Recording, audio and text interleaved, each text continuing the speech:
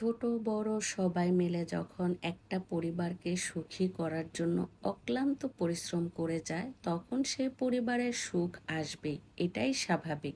শুধু পরিশ্রম করে যেতে হবে, পরিশ্রমের কোনো বিকল্প নেই। আপনার কাছে যদি কিছু থাকে তবেই আপনাকে মানুষ মূল্যায়ন করবে। কিছু বলতে আমি এখানে বুঝাচ্ছিলাম যে আপনার কাছে যদি টাকা থাকে তবেই আপনাকে মূল্যায়ন করবে সবাই।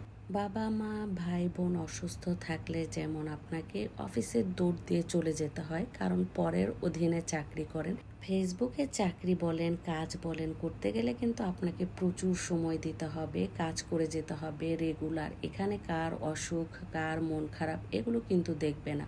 আসসালামু আলাইকুম, আশা করি সবাই ভালো আছেন। আলহামদুলিল্লাহ, আমিও আপনাদের দোয়ায় ভালো আছি। মনটা প্রচুর খারাপ, তারপরও আমি আমার কাজ করে যাচ্ছি, কারণ এখানে আমার নিয়ম মতো সব কাজ করে যেতে হবে। তবে আমি আমার উদ্দেশ্য সফল করতে পারবো। তবে এখানে কাজ করতে গেলে অনেকের অনেক কটু কথা শুনতে হয়, এটা স্বাভাবিক। কিন্তু কারো কটু কথা শুনে যদি আপনি থেমে যান তাহলে আপনি হেরে যাবেন। এই কথাটা আমি অনেক ভিডিওতে বলেছি।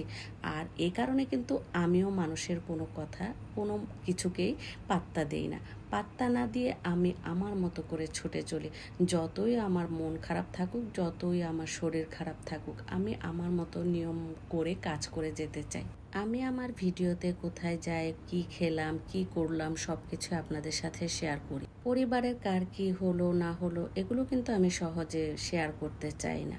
তবে হ্যাঁ, ভালো কিছু হলে আমি শেয়ার করি। কে অসুস্থ কার কি হলো না হলো এগুলো কিন্তু আমি শেয়ার করতে চাই না, যদিও আমার মনটা অনেক খারাপ। তো কি আর করা, যাই হোক, এখানে আমি গাজীপুরে একটা বাজারে গিয়েছিলাম, আর এই বাজারের নামটা হচ্ছে রাজাবাড়ি বাজার। রাজাবাড়ি বাজার থেকে আমরা কিছু কেনাকাটা করেছিলাম। সারাদিন আমাদের বাগানে পরিশ্রম করে সন্ধ্যার পর আমরা কিছু খাওয়া দাওয়া করেছিলাম। তারপর রাজাবাড়ি বাজার থেকে আমাদের কিছু বাজার করা খুবই প্রয়োজন ছিল।